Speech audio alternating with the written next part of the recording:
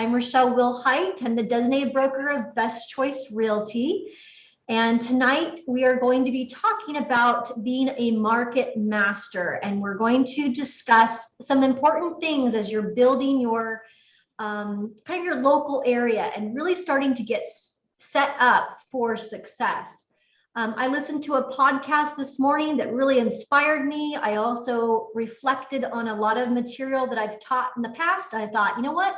It's been a while since we covered how to be a market master, how to really dominate a geographic area. And I think all of us are looking for opportunities as we go into the fall that we really want to understand that market and what kind of things should I be considering if I'm looking at that area. So we're going to give you some tips and some scripts tonight, like we've done in the past. And again, we're recording this. So if we miss something or if you have questions, you certainly can go ahead and comment or chat and we will respond to your question. And we'll just go ahead and kick it off tonight with just the slides. So let's go to the next slide, Shannon, if you wouldn't mind.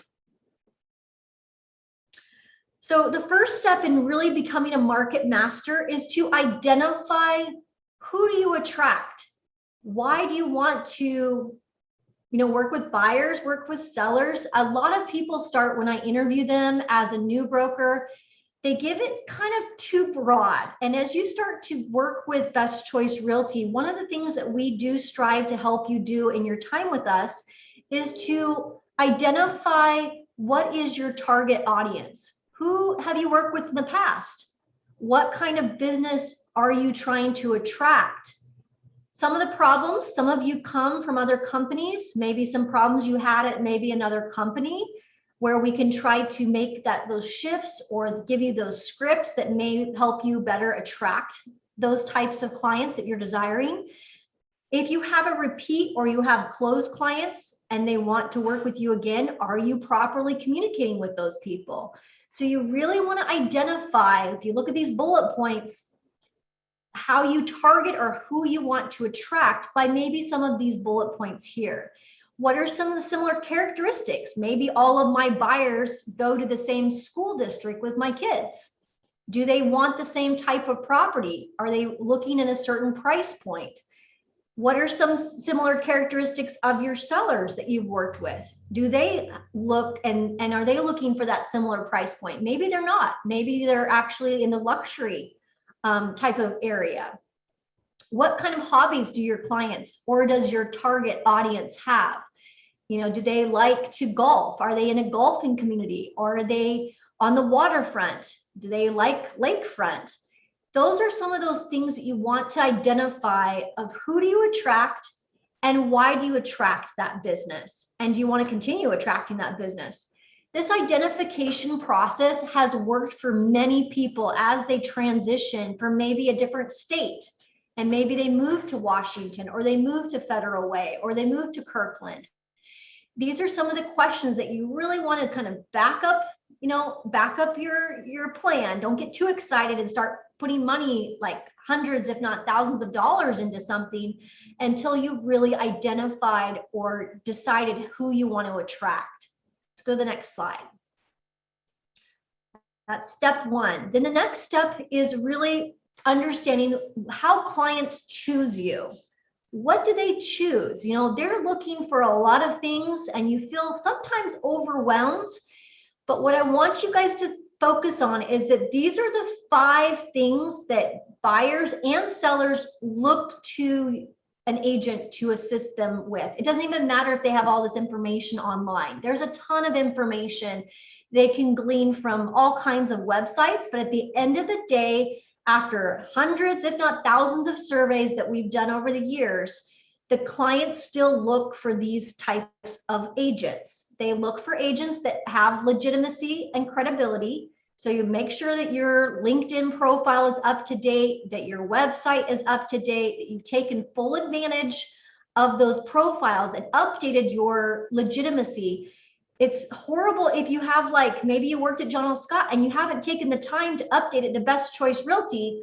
If a client's maybe looking you up online and they see you have not made that switch, sometimes they start to question the legitimacy or your credibility. So right off the bat, that's super simple to do. Most of these types of social platforms, or I'd say profiles that you can update on the MLS or on the Department of, these different Zillow and all of these different websites, you can update that you're with Best Choice Realty, and you can put in some more information about yourself. That also helps you build more credibility online. You also want to have, I'm going to skip over knowledgeable because I'm going to dive deeper into knowledgeable tonight, but you also want to be experienced. And some of you are new to the business, and that does not mean that you are not experienced. You work with a very experienced broker. Myself, who's been doing this a long time. Many of you have mentors who have been doing this longer than I have even been doing it. And so you want to lean on their experience and lead with experience when you talk with people about buying or selling real estate. Now, personality, that's what a lot of clients look for. So personable is pretty easy for you to attract. That's why it's important that you attract people that you want to work with. Sometimes buying leads from websites and things, and they can be very expensive, is not the type of people you really want to work with. So you might want to think about who you're attracting and really figure out how you can be a bit more personable and local so that they connect better with you over time. And then obviously being responsive. I can't emphasize this enough. Especially if you're new to the area or you're a new agent, being responsive, being quick to respond to a phone inquiry or a lead that you get from a website, that responsive, I think the latest stat is less than 30 seconds. That's how responsive you need to be if you are buying leads or you're attracting leads or they contact you. There's one thing that has always served me well, even when I was a new broker, is answering my phone. It's something simple. You think, God, I can't believe we're actually talking about that on a webinar on Monday night. But, if I'm going to go and find a property or find a real estate broker, maybe in an area where we don't service, I just got a request just now. Who do you know in Pullman, Washington, Rochelle? We actually are trying to recruit some people in some of those outlying areas right now, and I don't have somebody right off the bat. But if I was to go online and just kind of surf through, you know what? The person that might get that referral or get that lead or that connection would be somebody that answers their phone. Now, certainly I understand if you're on a webinar or you're working with a client, you don't want to be one of those agents. Privacy. You want to make that. You don't want to be one of those agents that takes a phone call when you're working with somebody else. I mean, that's kind of tacky, but certainly if you have the ability to take that phone call, that is huge when it comes to working with quality clients and quality clients selecting you over someone else. So those are the 5 reasons why clients look for an agent. They look to find an agent that meets their needs. But one of the most important things that's very high on their list is somebody knowledgeable. And even if you have not been in the area very long, you can get a market trend report and you can identify. I would do this right now with your title company. It doesn't have to be CW. It can be any title company that you work with. You can ask them for a trend report, a NAR report, a market snapshot. They all have different labels or what they call it in their menu of choices. CW happens to be the one I just pulled up because I just did one for a client just this last week. And what I recommend that you do, if you want to know what's going on in your neighborhood, have your title company pull it based on your address. It's $1. I think we all can afford $1. And just go ahead and have them pull it. So I pulled it for an address. This is a listing that we were actually showing. And the client was interested in getting to know more about what is the market trend, what's the last 8 years look like in that particular neighborhood or that particular address. And so the market trend report found that it's based off of 405 homes, and they gave some statistics, and every title company, like I said before, has the same type of report. It might look slightly different based on how they format it, but they're basically going to give you the square footage, lot size, averages, how many people are owners, how many people are investors, what is the average year built, what's the school district like in that particular area of that market. it gives you kind of a general overview of that market. So I would highly recommend just do it for yourself. Reach out, ask that title company or that rep that's been kind of saying, hey, how's your business going? And ask them to pull a market trend report or a NAR report or a market snapshot for you on your personal address. I mean, if you have a license, you should know what's going on in your neighborhood and what the trends looks like. What is the average sale price? What's that? How many view homes are in that area? That kind of data is very easy to obtain from your title company. Let's go to the next slide. So you can give you kind of like a very high level view of the area. And if you go to the next slide, this is after I sent this, this is what my client emailed me, you guys. So even with this information, she says, I'm not great at interpreting raw data. She works at Google. She's in the marketing department, you guys. So I'm not sure I'm reading this correctly, but it looks like there's been a big jump in the last year in price, in part because there haven't been as many homes. So I can see there's a broad demand. And she also asked me more questions when we met in person. So it's a great place to start that conversation and get them seeing you as the neighborhood expert or as the experienced broker or as the knowledgeable broker. You kind of are seen in both lights with this data. So like I said, go ahead and get that from your title company. $1, it's just what the Washington State Insurance Commissioner charges all of these title companies to provide that type of information to you very easily and pretty. And then as far as being knowledgeable, you do have to do a bit more than just calling your title company and getting that market report. What I would recommend doing is looking at these 5 things: inventory count, median price, absorption rate, kind of the proximity to you. So you have that kind of that familiarity with your client and you can build trust with them. And then understanding what is luxury, what is entry level, and what's kind of your middle of the road, so that you know how to speak and what kind of data to provide that particular client. So just a pro tip, before I go in and show you how to do this for Kirkland, I want to just kind of give you the pro tip. Like I said earlier on the call, I listened to a podcast and it was literally a guy and it was a husband and wife team. They'd moved from Oklahoma during the pandemic moved from Oklahoma to Texas and been in the business a long time, but they were brand new to Texas. And so last year, when they moved, their broker, and this is the same advice I'm going to give all of you, especially if you're trying to work an area or you're new to the business, or maybe you're newly licensed. For the first 3 months of them working that marketplace, they didn't sell anything. They were basically building their market knowledge. In order to do that, their broker told them that they had to learn everything that they could about that local neighborhood. What is the MLS? Basically, I'm sure she went through this type of exercise like I'm going through with all of you. What's the inventory? What's the median price? What's the absorption rate? What are the things that the people like? You know, attracting, building rapport, making connections. What is luxury? They identified what luxury was for them in Texas as compared to Oklahoma, where they worked for over 25 years. Once they learned the area for those 3 months, they drove the area. They knew the roads. They knew where to turn. They knew about the cul-de-sacs. They knew where the park was and the school was in relationship to that housing development or that neighborhood area. They got the CCNRs. They made appointments to go interview some of the local people there. They stopped and talked with everyone. I think the husband said that he's a biker, so he was biking. And the wife was like, we just kind of I went door to door with market knowledge. And so by the 2 of them, they were able to cover a lot of ground. And even in a short time, they've only been living there since they moved, I think they said August of last year. So in just 1 year, they did not do any sales their first 3 months, but starting in January, February, and March, they started sending out market reports to every household, work with their title company.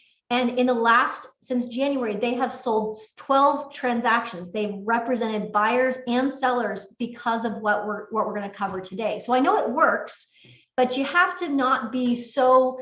I think a mistake a lot of agents make is they go too broad or they go too narrow. And what you need to do is kind of I'm going to show you on the screen here. Shannon, if you could just go to the MLS, I'll talk. So if I was saying, okay, Shannon, you're going to be meeting a client, you're going to be an expert at Kirkland. She's like, I really want to know Kirkland. That's too broad. Kirkland has thousands of households, and it's way too broad. And so we need to go to the MLS and really isolate what part of Kirkland interests Shannon. Is it the Totem Lake area? Is it the Kenmore kind of area? I mean, where is it in Kirkland that she is most interested in? I mean, what part of Kirkland, what communities? And there are different area numbers. Every area or every city is also an area number within our Northwest MLS. In Spokane, it's different. You are probably looking at maybe zip codes rather than area numbers. But even with zip codes, you do want to know a bit, drill down a little deeper into those zip codes and understand what communities, if it's 560 or 600, what communities are kind of in that geographic area so that you can help your title officer in narrowing things down a bit more for you. Let's, for example, use 600. So we're going to be on the Juanita Woodinville area. And you can go in and look and see. And now she's looking at anything active. We only want to do residential condo, multifamily, manufactured homes. I'm not really worried about vacant land for this particular search. I want to focus more on residential land. Again, that goes back to identifying your audience, who you want to really attract. And there's only 97 homes. So you can put it on a map pretty easily, but 97 active properties in that area. And so it's like, okay, so that I answered my question. What's the inventory look like? 97 and that huge geographic is very, very low. Then you'll want to go into stats. Our Northwest MLS makes it easy to go into InfoSparks and to do a search and to identify what the median price point and what the absorption rate would be in this particular area. So you can go in, Shannon, and put in the area number right there. And again, if you're in Spokane, they'll have a different way of doing this type of data. But we're going to go in and just look at area number 600, only search for residential, and let's leave everything there. But as you can see down below, it puts down the months of supply and the percent of the months of supply closed. And it shows us how to get all of this information. The median price point for, actually, so go back real quick. The median price point right now for area 600 is $950. That's our median price point right there. If we switch over to average, it would show you the average. So you can quickly get an idea if somebody asks you what's the median price point of the Juanita area or the area of 600, and you'll have to really kind of identify that community for them so they can relate. They're not going to know what 600 area means. That's only for us internally to identify on the MLS, the data set that we're looking for. And you can see 950, and look how it's gone up since 2018. My gosh, look at that. That is great information to share with our people. Is to go into absorption rate. Let's go back to the slide, Shannon. A lot of people are like, what's absorption rate? How do I figure that out? It's the rate at which available homes are sold in a specific market during a given time period by dividing the number of homes sold by the time period, by the total number of homes available. So it's doing a math equation to come up with the absorption rate. Absorption rate could also be the inventory amount. It's the rate, how many homes we have on the market. You've heard maybe there's 1 month of supply or there's a half a month of supply. That's related to the absorption rate. And sometimes people ask you for the absorption rate, or they ask you for, in essence, the same thing. That simple little InfoSparks will give you that absorption rate very easily. It gives you the months of supply based on there you go, months of supply pending or months of supply closed. You can click on that. It'll give you the amount of supplies. One more over, Shannon. Months of supply pending. So it's definitely it's not very long. It's not even 1 month. It's 2 weeks of supply. So things do not stay on the market very long. A balanced market in residential is between 2 to 4 months of supply. In commercial, it's different. So if you're looking at residential versus commercial, when you're looking at absorption rate or months of supply, you're going to want to explain it differently to your clients. Okay. And then what is luxury? Now, if you're looking at the top 10% of what homes sold for, you can certainly go into the sold in the last 180 days and look at what the top, all of the homes that sold in that area, what was the price range of the top 10%? And that is the range that you would use for a luxury. If you were really going to focus on luxury, that's how you would isolate or identify that price range for your local title rep to give you that data set.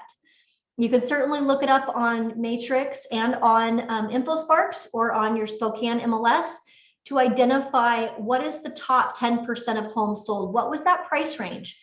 In the example that we used with the couple moving from Oklahoma to Texas this morning, they did that exercise on their MLS when they got to Texas, and they identified that the luxury market in that particular community was actually between 500 and 2.5 million.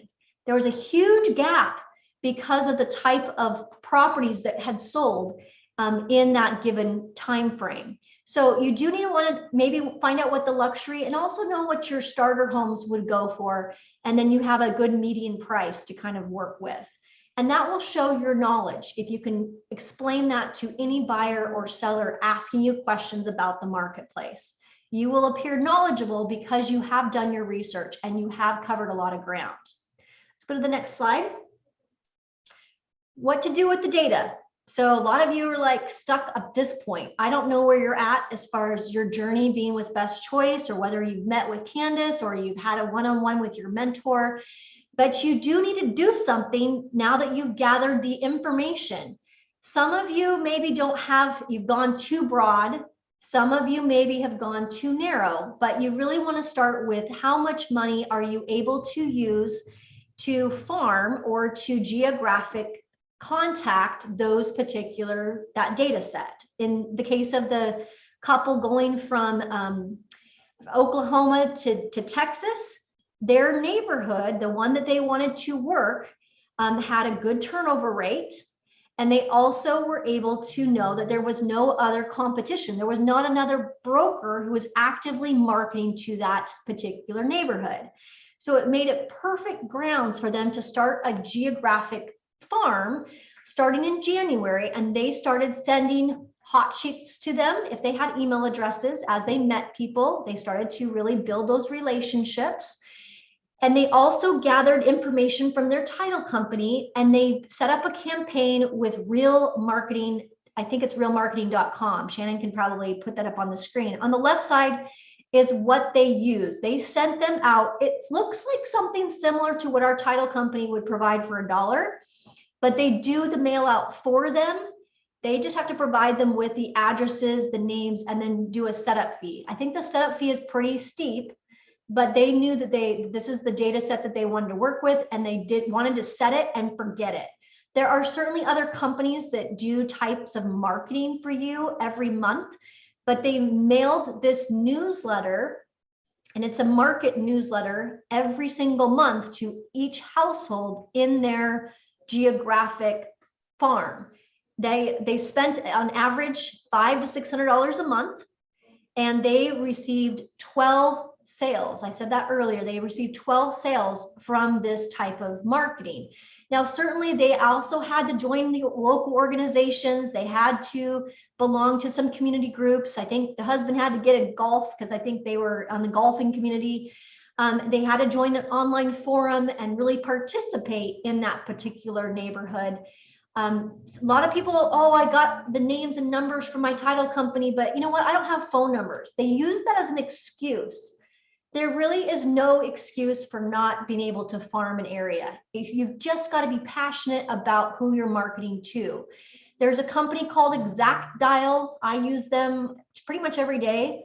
I can buy just credits, which is easy. So if I'm lacking maybe 20 phone numbers or 20 email addresses from that particular farm that I get from my title company, I can easily look that up I'm able to easily look up some of the maybe the missing email addresses of my closed clients with exactdial.com. And it's highly effective at making sure that we get the right information. So it will, for the most part, I would say 90% accurate. Not 100%. If it was 100%, there would be massive companies out there doing what ExactDial is doing. So there really is no excuse for coming up with a geographic farm, setting up a hot sheet, or learning how to watch that marketplace or that neighborhood on your homepage on your MLS. There's a way to send them out a monthly newsletter, even if you have to do it yourself.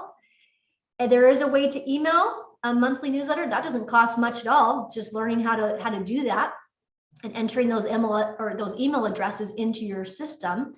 And then making personal contact. It's hand-to-hand, it's face-to-face contact that really put that marketing piece in a very usable and productive type of way. So I gave you a couple. Shannon, if you want to go to Real, you can see the cost. I think there is quite a bit of a setup fee for that that Real marketing, but my goodness, that's pretty impressive, you know, to only been in the marketplace since January, really. I mean, learning the marketplace certainly last year, getting moved in, but really, I think that what they're doing is that dollar market report that they're sending out. And it's an 8.5 by 11 folded. So it's like four sheets, color, glossy, with all of the details. And I think the startup fee really is connecting with your MLS.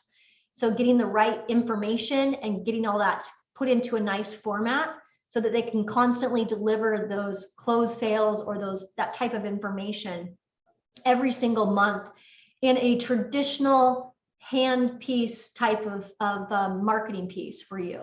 So certainly there's some things to consider as far as your budget, but you know what, there's certainly a lot you can do with your title company and with just like hand-to-hand combat. I don't think there are certain neighborhoods that are being effectively worked right now. And this is a great opportunity for you to start something as we go into the fall. Let's go to the next slide. And then a lot of people are like, okay, I don't know what to say. Okay, so I've made it simple.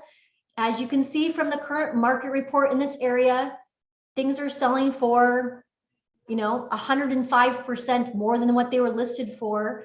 And things are rising in the areas. This type of pricing is a great opportunity for you to buy a home today and see consistent increases in value. If you look at the market report I sent you from that 8-year trend report, that's $1 from the title company, what you can see from that report is that if you bought something now, it should increase in the next 12 months. And when would it be a good time for us to discuss this opportunity more in detail? Always have a call to action. Whether you use some of this verbiage for your email, or if you try to rehearse some of it so that it sounds like you actually giving this information, this is basically how I would talk to a potential buyer or a seller, just by changing the lingo a little bit and providing them with some information from some of the reports.